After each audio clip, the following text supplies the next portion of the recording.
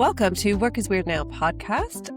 This is the last episode of our default series. We've been exploring the structures that underpin work of old and how we should be collectively changing our settings to ensure our careers are ready for an uncertain future. We have put together a tool called the Default Career Checker, which you can check out and evaluate your own career and get some advice on how you might reconsider the settings that you are building your own career on top of. As part of this series, we've looked at hierarchy, how hierarchy is changing in the modern context.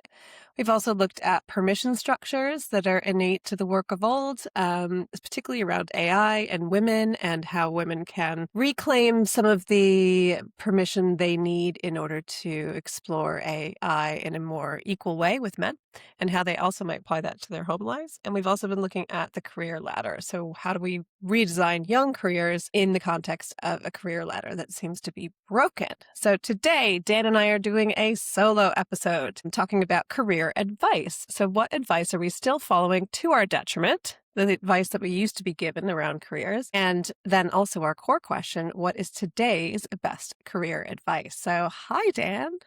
Oh, hey, Alice. It's just us today, but I like our chats, our little debriefs, and we've had a busy few weeks, haven't we? Because we've recorded these 3 episodes fairly close together, and then we've also been in person together twice in a week, which doesn't always happen. We've had some real good DMCs, haven't we, over the pod and what we want from the next couple of series, but also on this topic itself, because I think the things that we've talked about have been really moving in many ways, like on emotional levels. I think with the first episode with Alex and Lizzie, but also,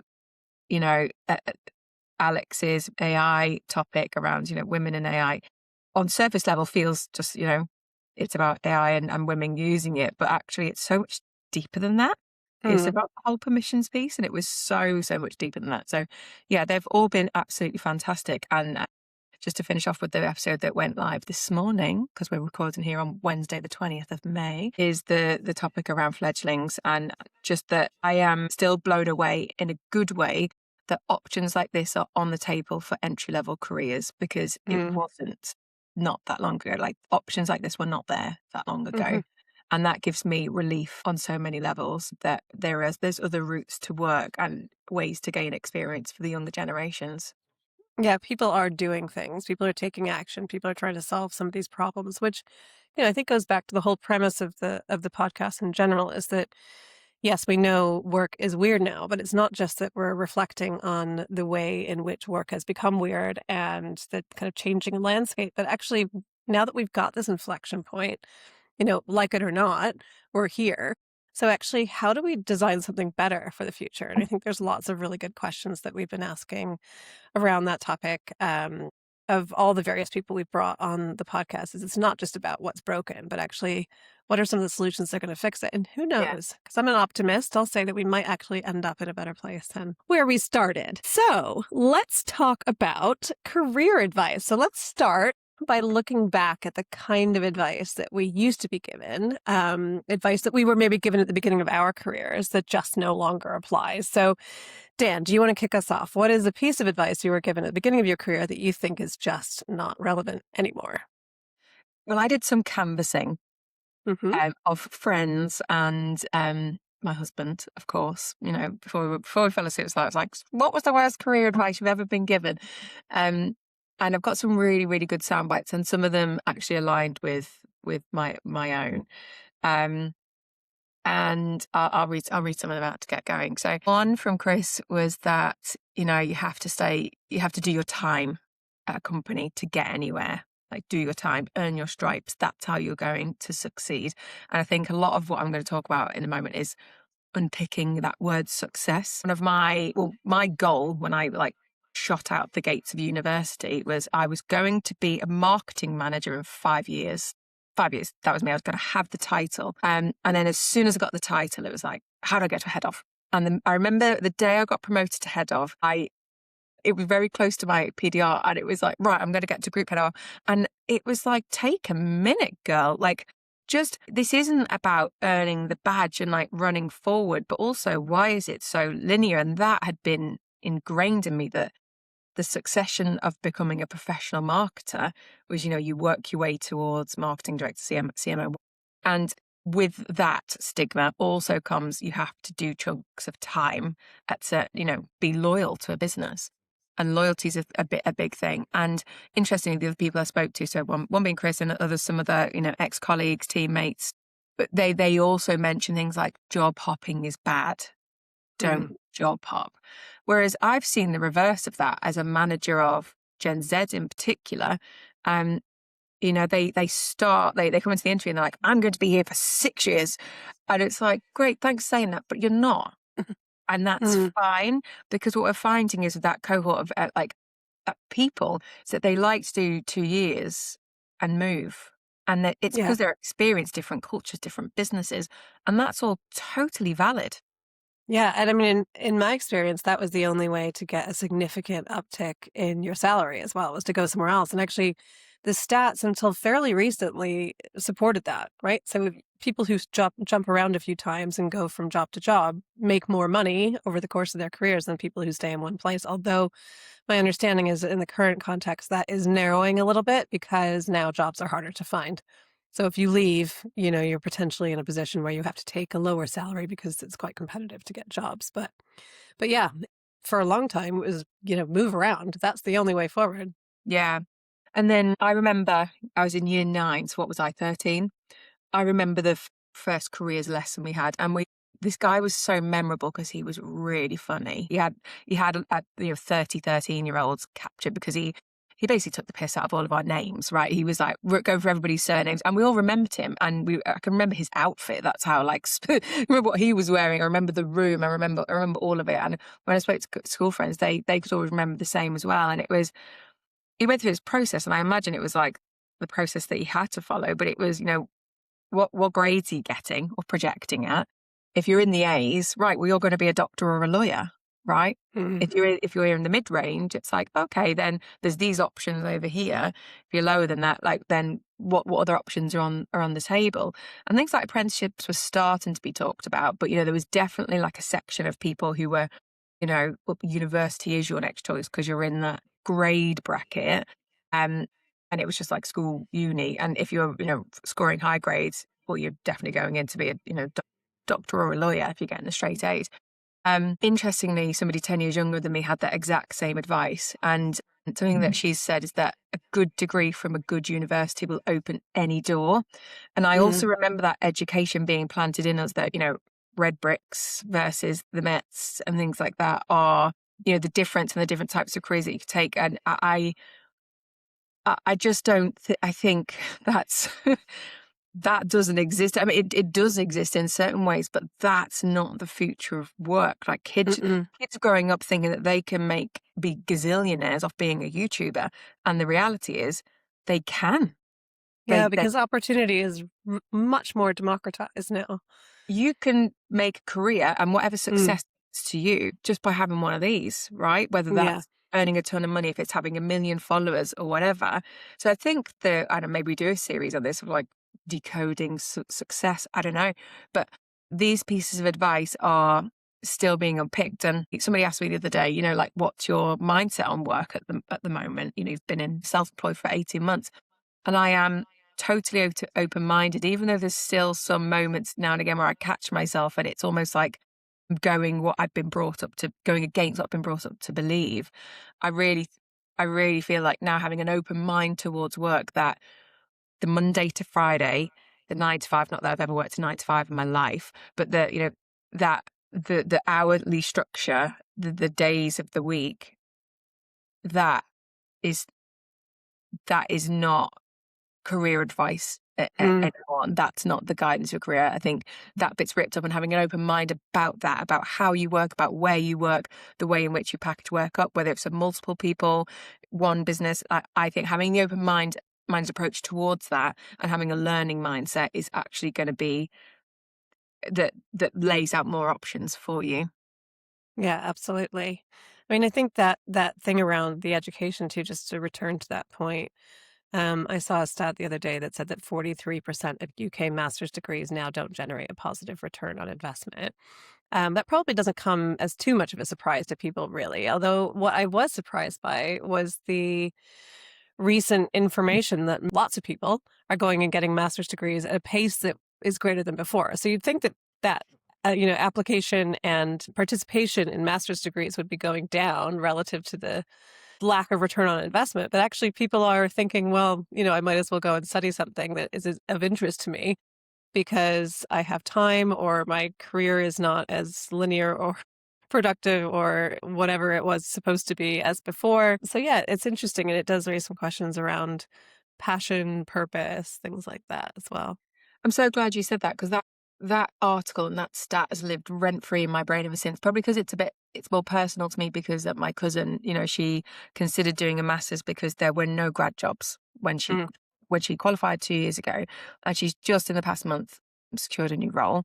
But all of the roles that she was looking at over the past couple of years have been saying you need 3 years experience for a grad entry role. And that, like, how do you do that? And that for me is broken. And it's really, I think it's disheartening for people of that age. And interestingly, the other piece of advice that I'm going to quote Chris, because it was him that said this, and you'll get why in a moment. So he said the piece of advice he'd give now is that accountability, common sense, and good communication will get you further than any MBA. And I'm saying accountability because I could mention him because he said it, but he said meant to me, and that really goes back to the earlier season that we did. I think, was it season 3, season 4, around creativity, communication, all of those skills that are deemed soft skills versus, and I appreciate there are professions where you need the qualification, etc. But there are skills like that I think are so important and powerful to your career, whatever shape or form that takes.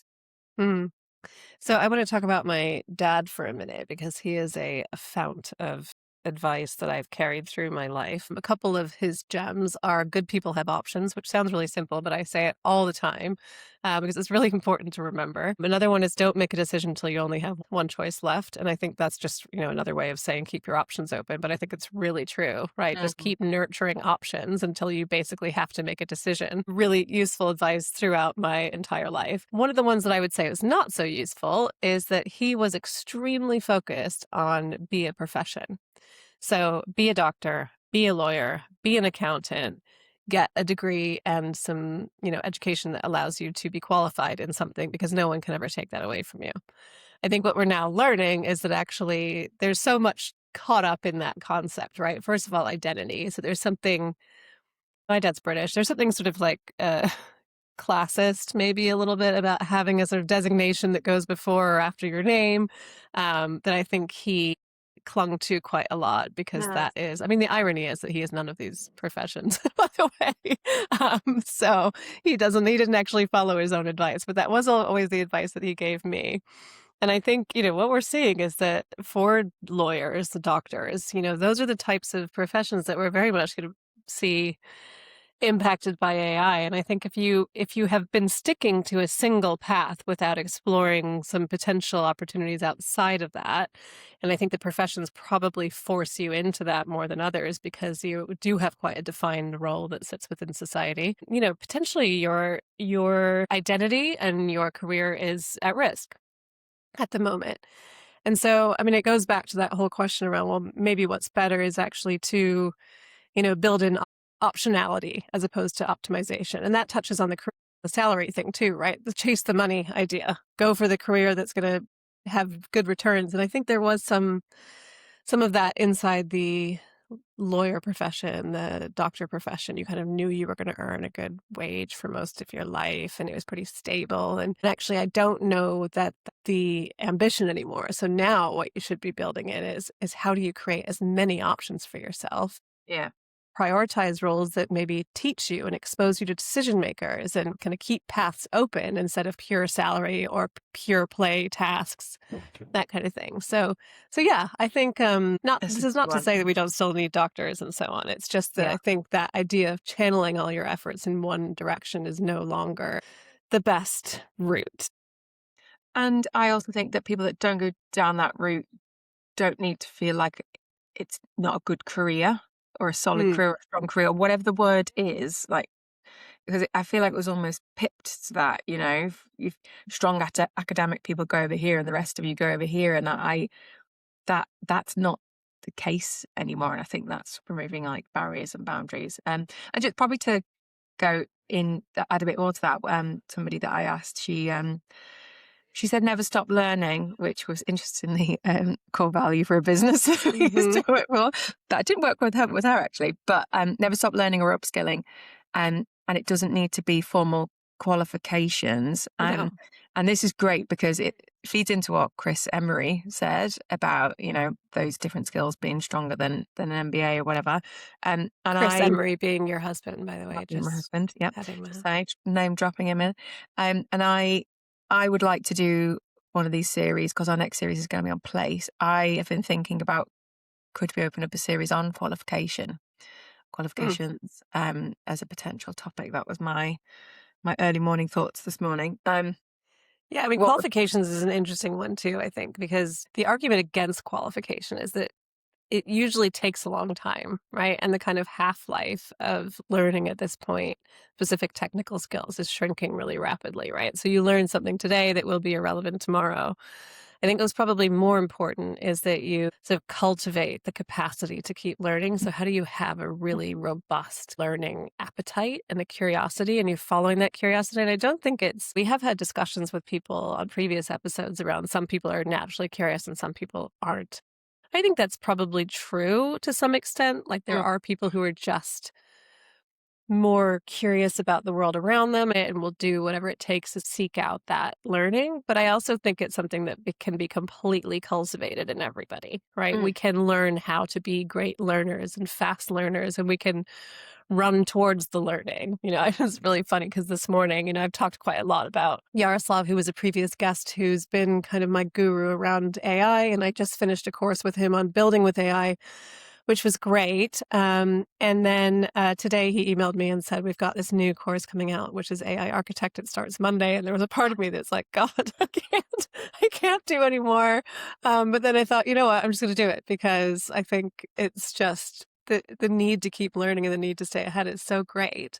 Yeah, I love it. Yeah, you run towards the learning. You sprint. I love it. I mean, I try. I really, really try. But I think it does require how do you integrate that learning as quickly as possible? And I think as soon as it gets expensive and it requires you to get some sort of qualification and you're back into structures and frameworks and things like that, it actually becomes A, more onerous, and B, less useful, because by the time you've finished it and invested all that money and time, it's outdated. So actually just to find sources of learning that can teach you all the time is really exciting. And actually, another topic that I've been thinking about a lot lately is, are we actually at a point in history where for the first time, people outside of organizations have better access to fast learning than people inside organizations? Because, historically, organizations have been a great place to learn because there's been learning and development budgets, and there's been training that happens on the job and training that happens both formally and informally within organizations, and all of that is still true.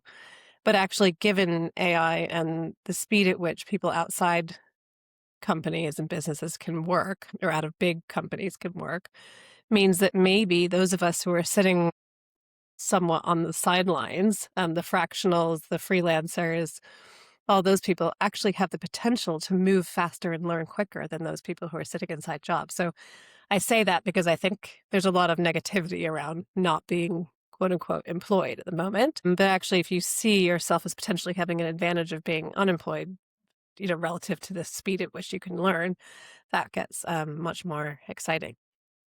100%. So I'm probably an example of this in the sense that a few months back, I was like, I think I need to do like a marketing course. Like I did my marketing during a postgraduate degree nearly coming up to 20 years ago. And I think when you're in freelancer consultancy, is like, you need a validation, do I need a new certificate type thing? And I went. This is also a women thing, by the way. Yeah, it's like, women feel like they need it. I need a badge, like to feel validated almost. And I went along last week to a CMO work group, and it was amazing, absolutely amazing, in the sense that I left there knowing that I don't need to do another marketing certification, whereas being around peers feels validating. It creates curiosity, enables space to ask questions, to listen. to learn, to make connections, to then go and have deeper conversations. And I did all of those things in that 7-hour space. Left me like, I don't need to go and pay for another marketing course or an MBA marketing or whatever. Actually, my strength is going to come from different types of learning, like we say, it's focusing on things like AI, future focused elements that are going to strengthen not only what I can offer, but what I can bring to businesses, what I can offer to the teams, things like that. And if someone's sitting there thinking, oh my God, I don't have time, like just look around in your profession and see what events are on, what webinars are on, what can you just dial into? And, even just 40 minutes of an hour webinar, if you've got time just over lunch, just will set something off about you thinking in a different way. Yeah, there's so much free bite-sized learning right now. Podcasts, Everywhere. it's a great way, walking the dog, go for a walk at lunch, just listen to a podcast. It's just amazing that how much it can change your thinking, open your mind, give you some new information to work from. None of this requires anything that's it's too difficult. It's all available. And then of course AI. So, Yeah. I've now on my brand strategy projects, I've shrunk market research to a much shorter period of time because I can essentially have a conversation with Claude Code or Codex or whatever and just say, I need to know everything there is to know about this topic. So walk me through it, ask me questions, let me ask you questions. Let's go through the whole thing together until I really understand it. And I've found that if I spend an afternoon doing that, I can get myself completely clued up on something that normally would have taken me ages, weeks, to learn about. And of course, you always have to be aware that the information isn't necessarily always 100% true, but I think you do get better at asking those questions and querying, well, where did you get that information? Yeah. Is that actually true? Maybe even inputting some definitive sources into it and saying, can you fact check against this, that kind of thing. But I mean, it's been incredibly useful for me, especially when the stakes aren't super high, right? I'm not being tested on this. I just need to have a good foundational knowledge in something. Yeah. It's a great way to do it. Yeah. So, yeah. Yeah. So another one for me is about network and real human relationships, right? So we know that people are not getting jobs right now, putting their CV into LinkedIn and hoping for the best. It's basically AIs talking to AIs, and it's almost impossible to get the attention of somebody you don't know in that way unless you are perfectly suited for the job. And often that's not the case. You might be perfectly well suited, but your CV will not say that, which is also a fact that we know from Lucy Standing in that episode, is that actually what it says on your CV is a really bad predictor of whether or not you're going to be successful in a job. And yet there's no other way to communicate because you've got an AI scanning your CV for relevant information and you're not going to come up. So how do you find a job? You have to work your network, and you have to do that probably more than ever before, which does then touch on how do you build that network, right? And I think some of it's around some of the stuff that Claudia Cardinale talked about on our episode with her, where she was talking about how you build in public. So, you build your profile around the things you want to build around. This requires being deeply cringe, as we both know, because we've both had to do it. You've just got to swallow the frog. Yeah. I mean, the idea that my face would be all over LinkedIn, wherever else it appears now, 2 years ago would have been absolutely just so awkward, cringe to me. I would not have been able to cope. And now apparently I'm very comfortable with it. So, post some pictures of yourself upside down. yeah, I'm out there now. I really out there. But, it's been amazing, and it's yielded all sorts of new, interesting conversations. And even when it doesn't lead to work, it just feels like you're part of the conversation. And that in and of itself is exciting and electrifying, I think. I agree. And the way the algorithm works is it will feed you content that aligns to the things that you're saying, and vice versa, puts visible to people. And when I started going self-employed, I was sliding into the DMs of strangers on the daily basis, and the amount of doors that just open for a conversation to just give some advice or experience or whatever was so what I needed at that time. And for me, it continues to be a great the virtual connection tool and the human connection tool, because it is about networks, and people will cringe at networking, and we've all been there. I don't know anyone that like truly loves it, but it was some of the feedback that came back from my little canvassing as well, that, you know, network is more powerful than you'll think, and you've got to really invest in it and Hmm. believe in it, because I truly believe it will, you just never know. You really, really never know. Yeah. Um, and I think you'll get out what Your network is your net worth. That is the thing I heard the other day. yeah, that would have flex your network, but I think you'll get in what you put out if you invest in it. You Hmm. will, you will get out of it on so many different levels. It's not just about winning work or a new job or whatever. It's so much more than that. Yeah, again, back to Claudia Cardinelli, I remember her saying that if she was looking for a job right now, she wouldn't bother with a CV. She'd rip up her CV, and instead she'd focus on building a network because And you she could has take got that a all new the way job. through your career. Yeah, She she has got a new job, but she hasn't yet announced. Right? So I'm waiting, because I will be making my way into her DMs as well, just to do a bit more asking, see what she's up Yeah. to. And then the other one that I wanted to talk about was one that actually came up this week, Dan, when we were at an event this week, and the organization hosting the socials of drinks in the evening had badges on that talked about being specialists, because that's what they are. They're specialists in a particular area of communications and PR. And I thought, that's really interesting because a lot of what we're hearing right now is around being a generalist. And you and I know, because we see it within companies all the time, that the marketing departments have been reduced to one person, and that person needs to be able to do everything from strategy to delivery, and then basically every capacity across the full marketing life cycle. Whether or not that's the right approach is a debate for a different episode. Mm. But I think the question is it specialist or is it generalist? What's the best advice right now? And I actually think it's probably something in between. It's probably the T-shaped skills. So being deep in one area, but broadly competent across several. So I think, if you are a pure specialist, you're vulnerable, but pure generalists become commoditized. So actually having that T-shaped structure is a good way to go. And actually that's how I work, right? I've got this deep knowledge, arguably, in brand strategy, but do lots of other things as well across that at the top of Yeah. the T. Yeah. I remember, again, I can pinpoint the moment, I can tell you where it was. My manager at the time really trying to shoehorn me down the digital route. And I get it. It was when digital marketing was really, I don't know, he said taking off. It was not like the internet Mm, just arrived, but digital marketers were really becoming a solid role. And I don't think digital marketers, that role's never going to go away. But that my manager at the time was really saying, this is where you need to specialize. You need to specialize. You need to go down that. And I didn't want to. I didn't love it. I could not articulate it that at the time. But I look back now, and I didn't. That wasn't the passion. And I totally agree with you. I think there is absolute power in being a general, knowing when to call on the specialists, but having whether it's like a sector specialism or B2B specialism or whatever that niche is, knowing that deep understanding, but then like the more overarching view is a power, mm, in whatever your world is. But for me, it's about having that open mind and learning mindset to be curious about other types of work in your realm, to go and mm. learn a bit more about it, if you're curious about it, to be able to just bring that into your armory, for the want of a better phrase.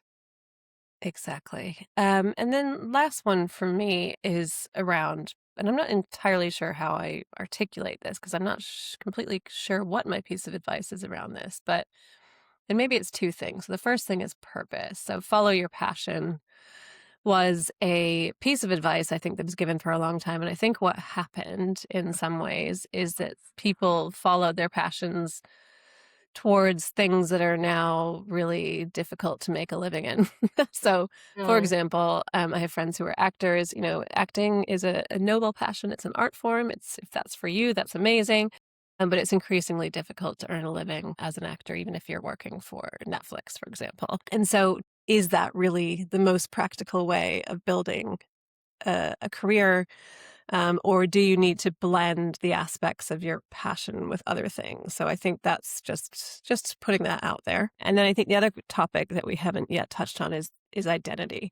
So I think what we saw forever is that people's identities are very much tied to work, right? So post-industrial revolution, what do you do is a very standard question. And that is something we ask everybody in social contexts, and we expect them to give us a pretty simple answer. And I guess the question is now, would our advice be distance yourself from work as your identity, or find some other way of defining your identity, or broaden your identity so you don't feel like you're in crisis when that identity is undermined.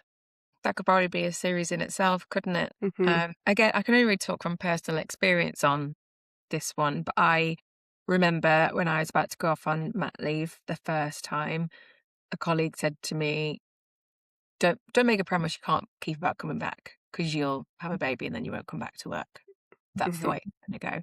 And that was a big assumption, and it made my blood boil, as you can imagine, because work was part of my identity, and I felt, in the sense that I'd worked really hard to get to where I had in my career, and I was proud of that and didn't want to lose that, and I haven't. And that's absolutely okay. There are, at the same time, there's people who have given up work once they've had kids, and that's absolutely okay too. And I don't know. I'm probably going to do a bit more thinking about this one, because I don't know where what is right truly sits on that one, Mm. because I personally do think work is a part of my identity at this moment in time, and I don't know what the right Mm. answer for me is, you know? Maybe it's shifting away from a role as your identity and more towards the things that bring you joy in work being your identity. I don't know. I don't know. It's a tough one. We're slipping into therapy now, and I love it. Right.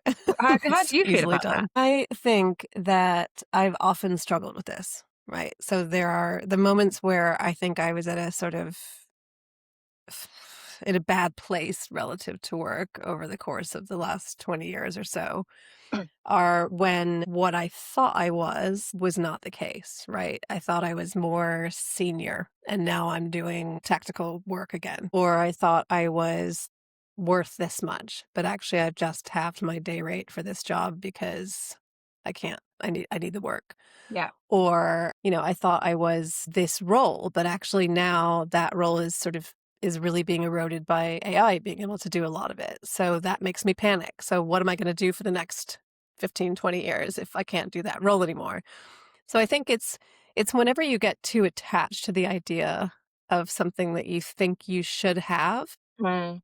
by virtue of where you sit in the world or relative to the rest of society or work. And I think what is a good challenge, and maybe this would be my piece of advice, is don't get too attached to anything, right? Just keep doing what you do. Do those things we've talked about. Build in public, build those T-shaped skills, build your network, look for optionality all the time. What gives you more options?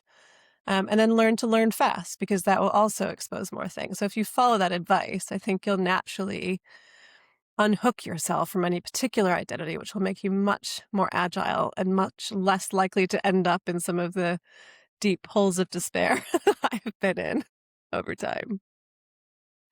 I think that's very good advice and guidance, or a good thinking note to wrap up on.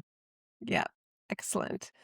Okay, well, we will pull together these pieces of advice, these gems that we've unearthed through this session, and we'll share them with everybody on LinkedIn because, we are building in public. And yeah, we'll see you soon. See you soon for the next season.